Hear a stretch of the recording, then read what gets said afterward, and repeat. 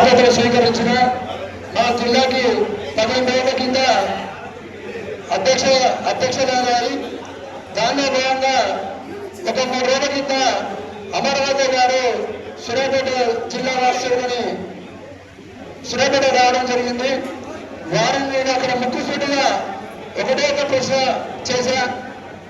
అసలు మీరు ఇన్ని సంవత్సరాల నుంచి సంఘంలో వండుకుంటూ ఏ రోజైనా కానీ మీ కార్యాచరణ కానీ ఎక్కడన్నా ఏమైనా వచ్చిందా అని బహిర్గతంగా అడగడం వల్ల నన్ను సూర్యాపేట జిల్లా యువ అధ్యక్షుడిగా తీసేయడం జరిగింది.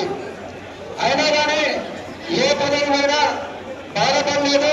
ఎందుకంటే ఈరోజు అమరావతి లక్ష్మీనారాయణ అనే వ్యక్తి ఊరూరా తిరుగుతుందంటే దానికి కారణం మన శ్యామన్న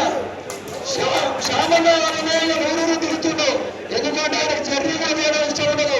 అట్లాంటిది ఇలా రాష్ట్రానికి మరొకసారి అవకాశం లేనట్టు దేనికి ఇస్తారు అవకాశం? నువ్వు ఏం చేసావనే అవకాశం.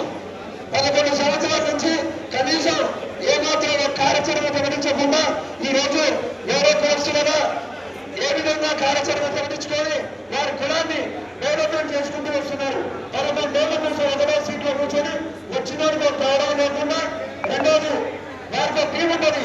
ఆ టీం కూడా ఎక్కడ ఎన్నికలు జరిగితే రాత్రి పోతారు. ఇక రాత్రి మొత్తం మంచిగా ఇక సమావేశాలు రాత్రి సమావేశాలు వేరే ఉంటారు. ఇక తెల్లారి ఎన్నికల గారికి వచ్చేసరికి ఇక వాడిని వీడిని కూర్చోబెట్టి వాళ్ళ కమిటీలో ఉన్న పేరు రాసుకొని బయటపడతారు. ఇదంతా మార్పు రావాలి. దయచేసి ఒకటే పెద్దవారా యువతకి ప్రాధాన్యత ఇవ్వండి. ఎందుకంటే మీరు ఆస్తులు ఇవ్వట్లేదు. 6 లక్షల సంఘం బాధ్యతలు ఇస్తున్నారు. ఈ రోజు 6 లక్షల సంఘం ఎందుకు వెనుకబడిపోతుంది? ఇలాంటి అమరావతి లక్ష్మీనారాయణ వల్లనే వెనుకబడిపోతుంది. ఎందుకంటే యువత ముందుకు రావట్లేదు.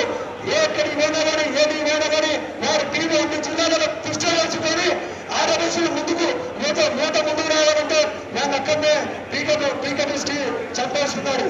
ఇది ఖచ్చితంగా రేపు శ్యామన్న ఖచ్చితంగా మనందరి ఆదరాభిమానంతో రేపు రాష్ట్రానికి అధ్యక్షుడు అవుతున్నాడు.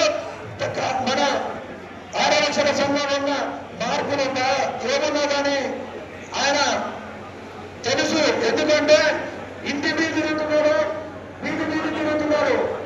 అన్న ఏం పని చేసేటప్పుడు ఒక పాంప్లెట్ ఆడుకొని చెప్తున్నాడు. అమరవారు మాత్రం కూర్చొని మెల్ల కాట వేసుకొని నేను ఇది చేసినా అది చేసినట్టు కానీ రేపు ఏమి చేస్తాననే విషయాన్ని కూడా ఒక పాంప్లెట్ రూపంలో కూడా చెప్పలేని పరిస్థితి అయిపోతుంది. ఏవయ్యా పోటీ చేయడానికి వచ్చినది రేపు సమాజానికి ఏం చేస్తామనే విషయం చెప్పవా? ఇదా నువ్వు చేసినది. గతంలో చేసిన అంటున్నాడు. ఆంధ్ర బాలికల నుంచి ఆస్తులు కాపాడిన అంటున్నాడు. నువ్వు కాపాడేదంటే తెలంగాణ పోరాటం చేసి తెలంగాణ కట్టడా తెచ్చుకున్నావు. అలాంటివి నువ్వు ఆస్తులు కాపాడేదంటే ఆంధ్ర వాళ్ళు ఎక్కడ తీసుకుపోతుంది? ఈ ఆస్తుల్ని ట్రేడ్ పెట్టి బిల్డింగ్ లేకపోతుందా? నేను ముఖ్యసూటిగా ప్రశ్నిస్తున్నాను. దయచేసి ఒకటే మాట, మన శ్యామలను కల్పించుకునే బాధ్యత మనది. ఈ అమరావతి టీం అందరినీ కూడా మార్చే శక్తి కూడా మనకి ఉంది. కాబట్టి జై వాసవి.